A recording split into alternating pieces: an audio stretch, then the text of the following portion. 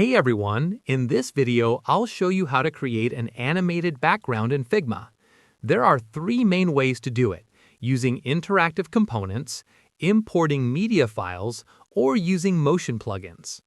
Let's start with the recommended method, interactive components. This is perfect for smooth mesh gradients, floating shapes, or subtle moving backgrounds. First, design your background, for example using blurred, colorful circles to create a mesh gradient effect. Turn that frame into a component and create a second variant.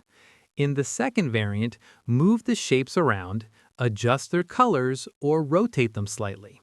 Then switch to prototype mode and connect the first variant to the second. Set the trigger to after delay with something like 1 millisecond. Choose Change To and use Smart Animate with ease in and out. Set a longer duration, around 3000 to 5000 milliseconds, to make the movement feel smooth. Finally, connect the second variant back to the first with the same settings so the animation loops infinitely.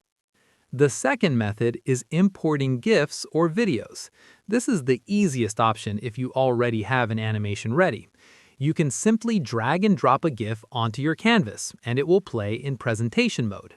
If you're using a paid Figma plan, you can also import MP4 videos. Just select your frame, go to the Fill section, and choose Video as the fill type.